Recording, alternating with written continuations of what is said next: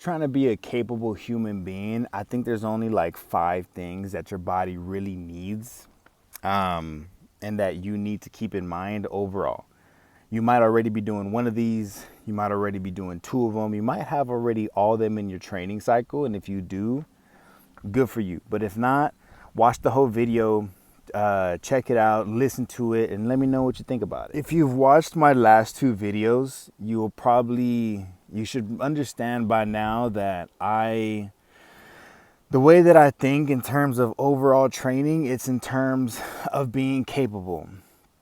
All right, being a capable human being of doing whatever it is that you want, whenever you want. If you want to go lift and get stronger, you should be able to do that. If you want to go further and run further or run faster, you should be able to do that. Or if you want to be more flexible and mobile, you should be able to do that as well, honestly. And I think you should be able, if you want to do all these things at the same exact time. All right, and that's what I think these 5 things are going to help with. If you keep them in mind, I really think that your overall training cycle, especially if you're trying to be a capable human of doing all these things together, is really going to help. So the first one, I think, is strength. I think being able to be strong and being able to have strength is important, which is where the bodybuilding, powerlifting, even CrossFit kind of mindset, kind of idea comes into play. Yeah, being strong, man. Keeping your body as strong as possible, I think, is very important with strength. Feeding as you're running, I think, from my experience at least, and other people might say something different, but from my experience, my overall strength has actually helped me tons in my training. So the next thing that I think is mad important is your endurance training. Now, it doesn't have to be burning out. I don't expect anybody to go out there and fucking start running super fast or super far right away, training in a zone 4, in a zone 5, getting your heart rate so high and feeling so tired that you don't want to do it again. I don't think that's actually good or that's healthy. But I do think that getting yourself out there, whether it's running, walking, jogging, biking, swimming, whatever it is, I think it's really good for your cardiovascular health. So endurance training, I think, would be the second pillar that your overall training cycle should stand on if you're trying to be that capable human being. Third one, and I think this one is actually very important for daily life, for daily living, whether you have kids, whether you're single, whether you have a partner. It doesn't matter what your situation is. I think that mobility training, number 3, mobility training is mad important. Being able to be mobile, being able to bend down, being able to squat down, being able to walk like in a crab walk, being able to bend down and pick something up, being able to reach, high in a high cabinet, being able to lay on the floor and then stand back up, being able to jump. If you have to hop over something, I think is actually mad important. And it's pretty wild because it seems like as we get older, right? Once you're in your 30s, which is actually super young, but people are not very mobile. They can't move that good. They start to have really bad pains in their body. And sometimes it's not our fault. Sometimes it is not our fault. Some of us have autoimmune diseases. Some of us have really bad injuries from when we were younger. Some of us haven't been able to move because of whatever reason. So when we get into our 30s, late 20s, then it is harder to move. But I think that keeping in mind mobility, being able to touch your knees to your chest, being able to squat down, being able to almost like twist, sideways is so major. And I think needs to be the 3rd pillar that your body stands on, or 4th pillar. No, this is the 3rd. If I said the 3rd for the endurance training, I was tripping. But this should be the 3rd pillar that your overall training should be standing on. Okay, now the 4th pillar. And I was right. I went back and I watched the last clip. Mobility was the 3rd one. And the fourth pillar I think you should stand on is the way you think about your training. And I think this one is mad fucking important. And I feel like this is the one that I have been putting my most attention to overall in the last 10, 15 years of working out and training.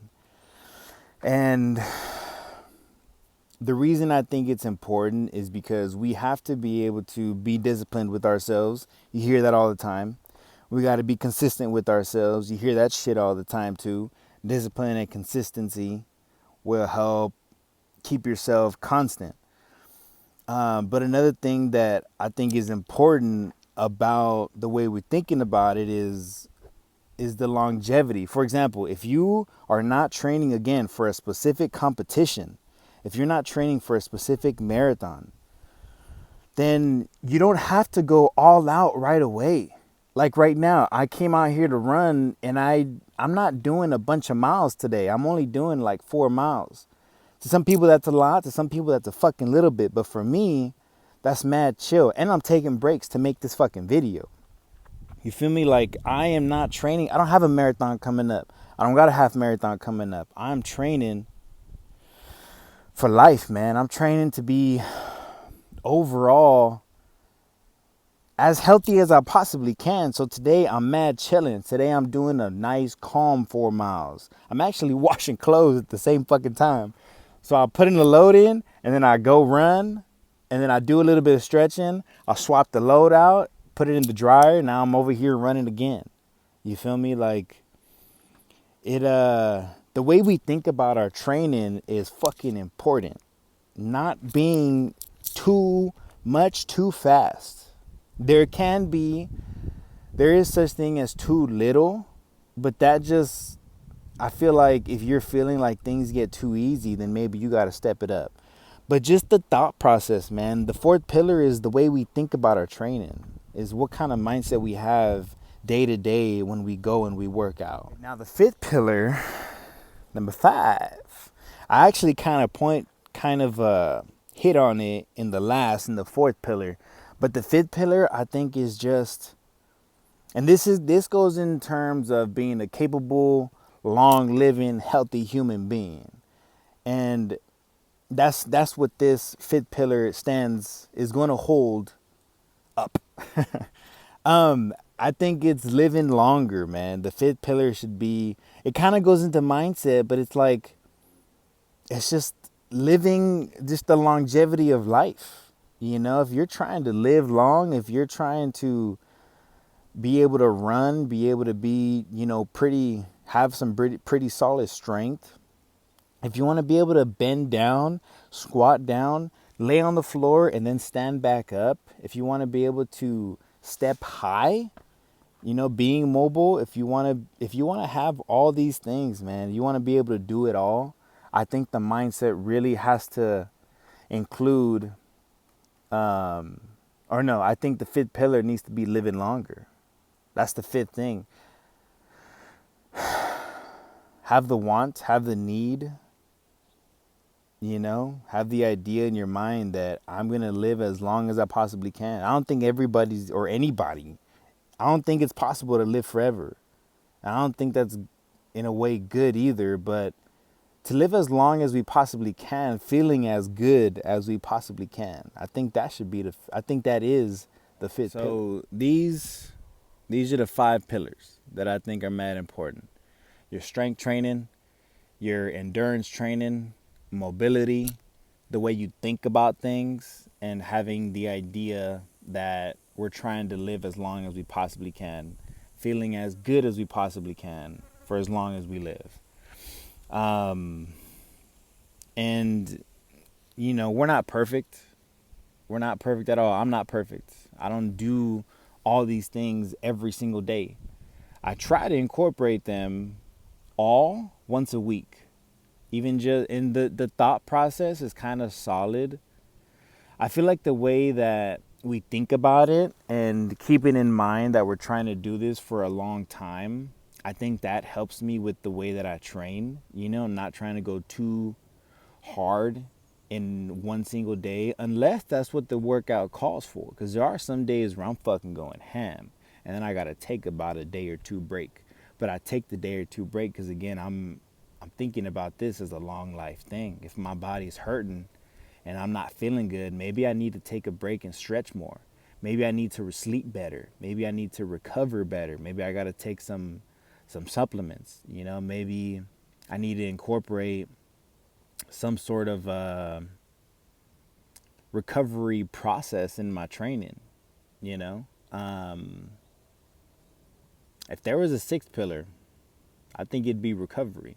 That might be another video that I'm talk about.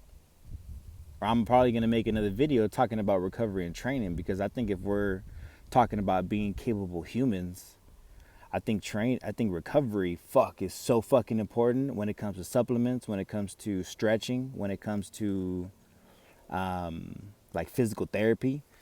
I think that shit is super important actually. But yeah, right now we're just talking about the 5 that I just talked about, which I think are mad important. So keep all that in mind, man. Keep it in mind in your training. Keep it in mind week by week. Take your time. There's no rush.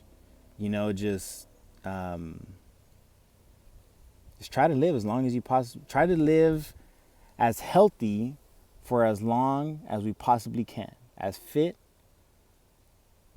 for whatever our life, you know, is given to it, however amount of life that we are given. The next video, I'm going to be talking about the first pillar, which is strength training.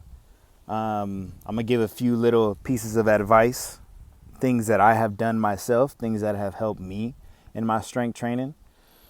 And yeah, again, to close out, dude, you don't, or y'all, do that. Whoever I'm speaking to, you don't have to do all of these things at the same time. If you feel like you're lacking on one of them, it's all right. It really is okay, because you got time to fix it. You got time to add it into your training.